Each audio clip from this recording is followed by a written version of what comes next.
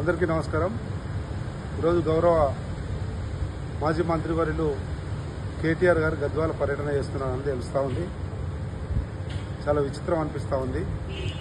ఏ ముఖం పెట్టుకొని గద్వాలకు వస్తున్నాడు అన్నది కాంగ్రెస్ పార్టీ తరఫున ప్రశ్నిస్తూ ఉన్నాం। 10 సంవత్సరాల అధికారంలో ఉండి గద్వాల అలంపూర్ రెండు కూడా ఆ రోజు కానీ ఈ రోజు కానీ గెలుచుకున్నారు కదా। 10 సంవత్సరాల్లో ఈయననే మహానుభావుడు చేనేత శాఖ మంత్రి ఉండి టెక్స్టైల్ పార్క్ పెట్టి ఇప్పుడు గద్వాలు పోతుంటే కనబడుతుంది, రైట్ సైడ్లో చూడమని కోరుతా ఉన్నాం కేటీఆర్ గారిని। ఫౌండేషన్ స్టోర్ మొత్తం పిచ్చి మొక్కలు మొలిచినాయి, ఏం లేదు, లుటపీస్ చేనేత కార్మికులను మోసం చేస్తే పొద్దుమని లెగిస్తే తండ్రి కొడుకులు ఆర్డీఎస్ మీద పాదయాత్ర చేసినామని చెప్పుకునేటోళ్ళు ఆర్డీఎస్ మీద కొట్లాడి తెచ్చినటువంటి తుమ్మిళ్ళ ప్రాజెక్టును సగం సగం పూర్తి చేసి మల్లమ్మ కుట్ట పెండింగ్ పెడుతుంది। అట్లే 100 పడకల ఆసుపత్రి రుపెన్ కట్ చేసి ఇంజక్షన్లే, డాక్టర్లే, సూదులే ఏది లేదు।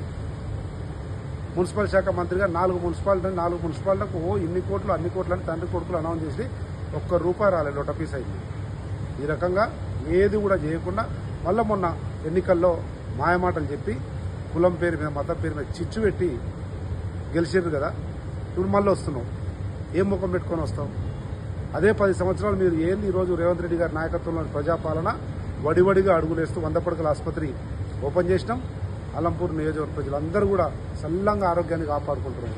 అదేవిధంగా మల్లమ్మ కుంటకు సర్వే పనులు ముందుకు పోతా ఉన్నాయి। 125 కోట్లతో కృష్ణా మీద కొత్త బ్రిడ్జ్ చేస్తాను। ఈ రకంగా ఒక్క 2 సంవత్సరాలని వడివడిగా ముందుకు పోతుంది ప్రజాపాలన రేవంత్ రెడ్డి నాయకత్వంలో। 10 సంవత్సరాలు పడవబెట్టిండ్రు, 10 సంవత్సరాలు నడిగడ్డ ప్రజలను మోసం చేసి మాయమాటలతోటి కులాల పేరు మీద చిచ్చు చేసి ఎన్నికల్లో గెలిచారు। మళ్ళీ ఇప్పుడు వచ్చి ఏదో పార్టీ మారిండ్రు, ఫిరాయింపులు అని చెప్తాడు ఈయన। పురుషలింగం అంట, స్త్రీలింగం అంట, వీళ్ళు ఎటో తెలుసుకోవాలన్నట, ఆ మధ్యలింగం అంట। అప్పుడు టికెట్ ఇచ్చినప్పుడు తెల్లదా యాలింగం ఇది?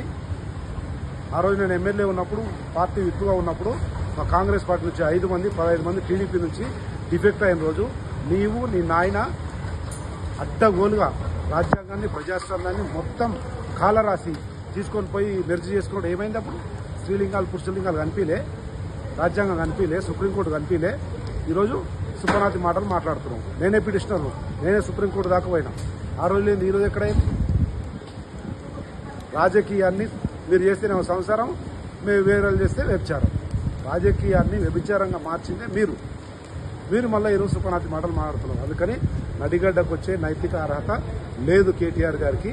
వస్తే కూడా నడిగడ్డ ప్రజలు తిరగబడతారు, పరిస్థితి బాగాలేదు, దయచేసి విరమించుకోని కూడా చెప్తా ఉన్నాం స్పష్టంగా। దాంతోపాటు పెద్ద అయినా వచ్చి నడిగడ్డ ఏం ఉద్ధరిస్తాం? ఆయన తోటి ఏముందని లొటపీసు మంచిగా రేవంత్ రెడ్డి గారు ప్రత్యేక దృష్టి పెట్టి గద్వాల పూర్ణ అభివృద్ధి పథకంలో ముందు తీసుకుపోతా ఉన్నారు। నీ కుటుంబం, నీ చెల్లెని చూసుకోలేవు, మీ అయ్యా నసనస అంటున్నాడు, మీ బావ గుర్రుగున్నాడు, మొత్తం టీఆర్ఎస్ పార్టీ మునిగిపోతుందని మొత్తం కార్యకర్తలందరూ నేనే తిట్టుకుంటున్నాను। నీవు వచ్చిన నడిగడ్డ లేదో ఉద్ధరిస్తామట, వేస్ట్। ఇంకా నడిగడ్డ ప్రజలు మోసపోయే పరిస్థితుల్లో లేరు, మాయమాటలు పనిచేసి తిరుగు ప్రయాణం అయితే మంచిది అని చెప్పి విజ్ఞప్తి చేస్తూ ఉన్నాం। చూస్తాం పరిస్థితులను బట్టి ఏ రకంగా ప్రజలు కూడా నడిగడ్డ ప్రజలు బుద్ధి చెప్పాలని ఆ రకంగా బుద్ధి చెప్తారు। Thank you.